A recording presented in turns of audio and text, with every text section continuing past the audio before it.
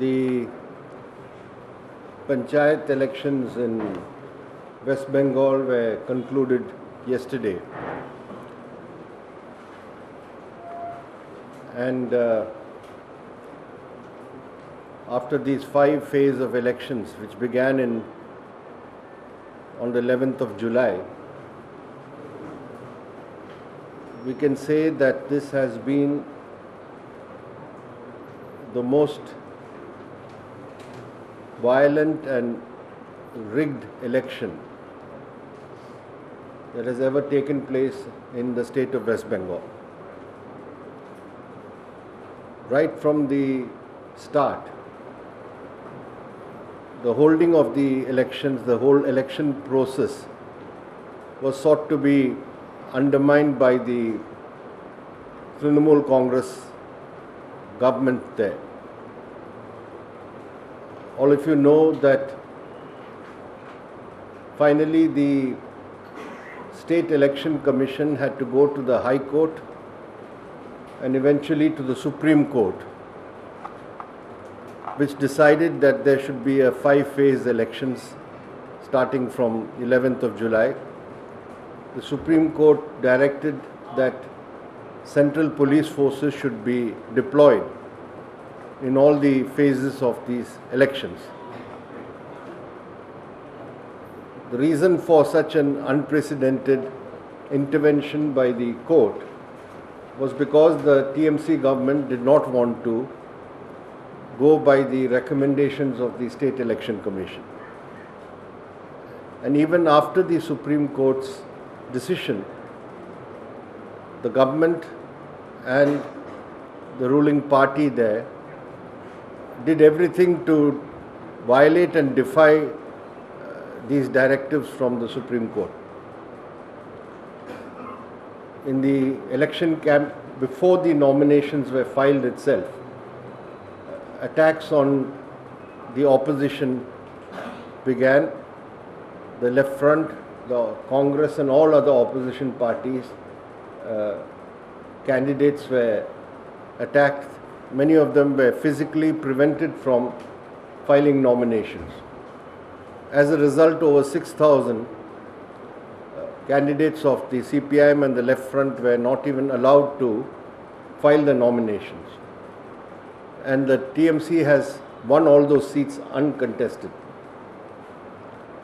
Along with that, even those who were able to file nominations, many of them were not allowed to campaign, go amongst the people. And as you know, Panchayat elections, 50% of the seats are reserved for women. And all over the state, women candidates of the left front and women campaigners were assaulted and beaten. It is in this background that the actual polling took place. And I think the media in West Bengal has shown the scenes of many of the polling booths actually being captured and ballot papers being stamped. These were done by the ballot papers, not by EVMs. And the surprising thing is even the candidates themselves could not go and cast their votes. In all the 3 tiers, the Jila Parishad, the Panchayat Samiti, Block Samiti, that is seats, and the Gram Panchayats. Even 2 of the MPs of the left front were prevented physically from going to cast their votes. As a result, in a district like Hooghly, you will find that out of the 50 Jila Parishad seats, before the polling, 10 seats were already won uncontested because the left front could not file candidates. So at all the levels, the district level, the Jila Parishad level, the block level and the Gram Panchayats, candidates themselves were targeted and campaigners, polling agents, etc. were driven out of the polling booths. violating the order of the Supreme Court, the Chief Minister herself declared that there is no need for deploying the central police forces, and though adequate police forces were sent to the state, they were not actually deployed by and large in the polling stations, especially the sensitive and hypersensitive polling booths. After the second and third phase of the elections, it became clear that there is a plan put in place by the ruling party to select blocks, select areas where the opposition will not be allowed to even campaign, or voters will not be allowed to come out of their homes from their villages to go to the polling station. So this is the way the Panchayat polling has been conducted in West Bengal. We have given in the next year the total number of booths which were captured, that it comes to 4,470 booths in all these 5 phases of polling. Apart from that, there are polling stations where to begin with voting was allowed, and then halfway through, midway, they were captured. So they were partially captured. And there are a few category of booths where after complaints some intervention was there and the polling was resumed after a period of booth capturing. So more than 4,470, there were another few thousand booths which were partially taken over by the goons. And the police, the state police, which was deployed in the police polling stations, often just stood by and watched the scene where voters were being driven out, when candidates and polling agents were being attacked.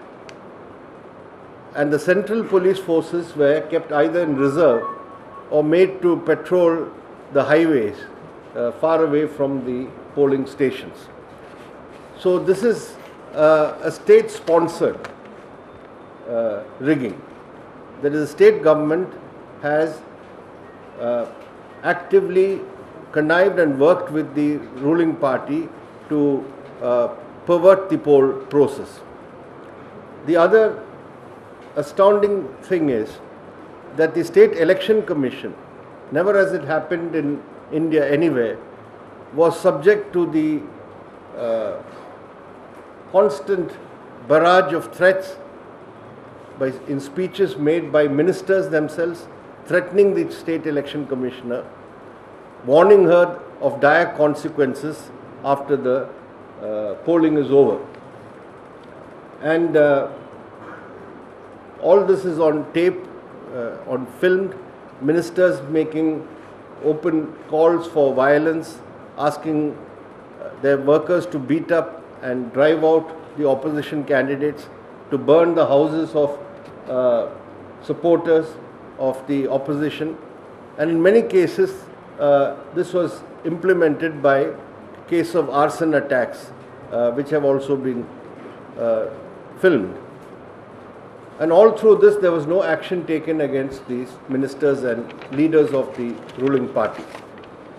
So after taking stock of all the reports of these 5 phases of the polling, which ended yesterday, it is not only the fact that 24 of the CPIM workers and supporters have been killed in this period.